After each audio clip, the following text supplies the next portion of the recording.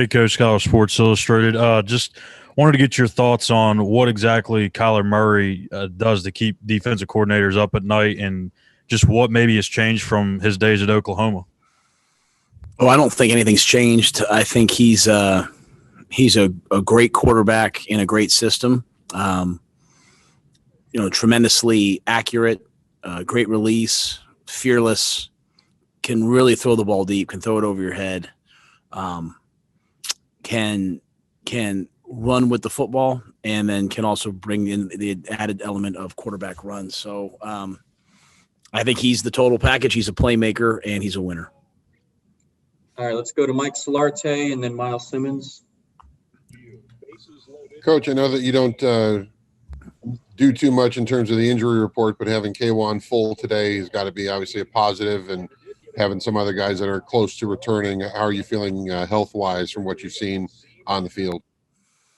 Well, I mean, I think having K1 out there is just great for us. He's a captain. He's a guy that people listen to, and that's well earned because he does everything the right way. And I think I think he looks good. I think he'll play well. So I'm excited to get him back out there. I mean, he's worked so hard this offseason to get to this point, and so I know he's excited to go play. Matt, Dante Jackson has had a pick in each of the last two games. Just what have you been seeing from him that he's done well to capitalize on those opportunities?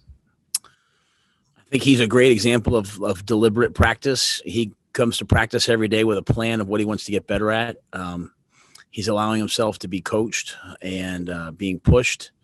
And I think, Dante just loves to compete. He goes out there and plays hard and tries to get better and tries to play and make plays for his teammates.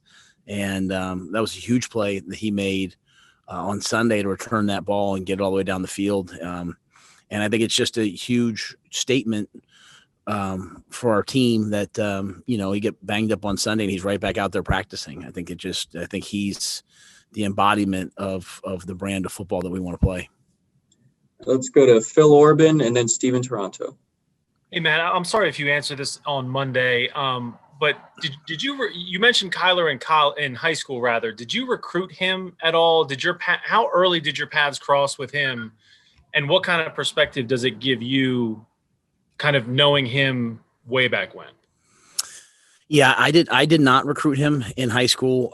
He was already off to Texas A&M by the time I went to Baylor. But the stories of his days at Allen are well told by many, many, many, many of the guys that I coached at Baylor. And so I heard story after story after story about him without really having a great feel for, him as a player. And then obviously had a chance to see him when we played at Oklahoma 2 years ago. And everything that I heard was true. So I think he's a great player. And so when I talk about his exploits as a high school player, it's really just from all the stories from the coaches that I coached with and the players that I coached. Hey, Coach, there's been a lot of hype about the air raid scheme that Cliff Kingsbury and the Cardinals run, but I believe Iowa State actually came up with quote-unquote air raid killer defense, which I believe is a 3-3-3 tight front-based defense. Given your experience in the Big 12, how much has defensive football had to adapt to schemes like Kingsbury's? And have you started to notice that some of those new age defensive concepts have started to trickle up into the NFL? Yeah, so that Iowa State defense is something that we adopted at Baylor, and then we've played a lot of it the last couple of weeks. In fact, when people have asked kind of about our low numbers of sacks in the first two games, I attributed a lot of it to the fact that we were in, some 3-down structures. So it's got its pluses, it's got its minuses. I think a lot of things that you see in college football have obviously moved to the pros with the things that the Ravens and many other teams with athletic quarterbacks who can zone read and do things that you see in college. It's made its ways to the NFL. I think with that being said, I think, Cliff obviously, has a basis of his passing game, comes from the air raid and those concepts.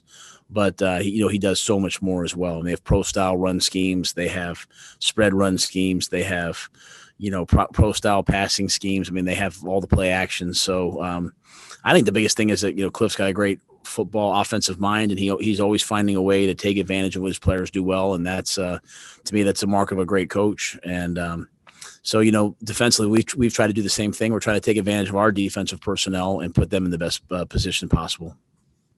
Let's go to Scott Fowler and then Joe Person. Hey, Matt. I was wondering if you don't mind telling us, I'm sure your family is looking forward to actually seeing a game.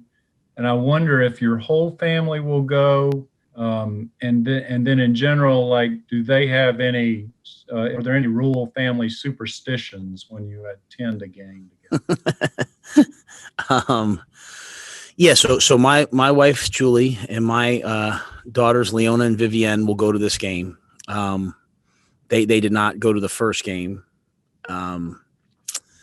And so I'm excited to have them there. My son Bryant was able to go to the first game and serve as a ball boy, and so he's hoping to do that again. And in terms of superstitions, my daughters. I don't know if I'm ashamed to say this.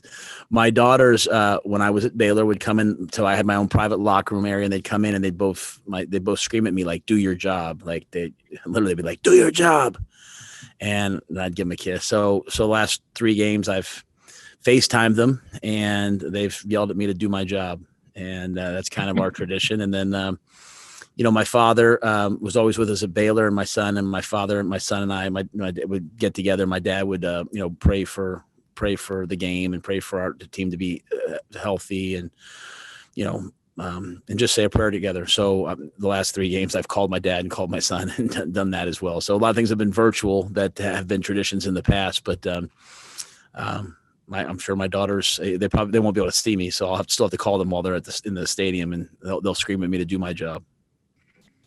Thank you. Hey, Matt, the events of this week with the Titans, has that in any way changed y'all's approach to anything at any level? I was curious, too.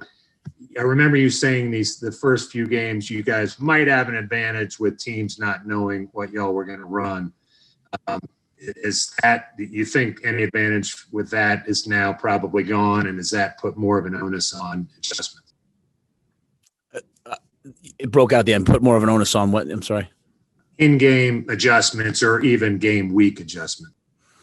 Yeah, I think really that statement was really about probably the first game, maybe a little bit the second, but by then they can kind of see you and know who you are. I think that first game, the hope was that they would have to prepare for a lot of things. I think right now people have kind of seen our identity, on offense and defense and special teams, and so they're preparing for us just like we're preparing for them. In terms of the first part of your question, I'm sorry, Joe. The first part of your question, in terms of the Titans, I mean, I think for all of us, it's just a statement. Like, wow, like this is real. In terms of football. I mean, we see it's real in society. We see the staggering numbers of people that have been affected by this. Many of our players and staff have been affected, by a family member or some way. So I think, it's all been very real to us. So it hasn't really changed anything that we do. We have always been really focused, I think, on having a really good process in terms of, COVID testing, and the people that do it for us, Eddie Levins, Sean Patton, Dr. Nancy Gritter. I mean, I think they do a phenomenal job, and they're always trying to, be at the cutting edge and be better. So I don't think we've changed anything. I think just for us, it's been, hey, you know what, we have to, make sure that no one gets complacent, which I don't feel like anyone has, but I think that's the message to all the NFL teams right now.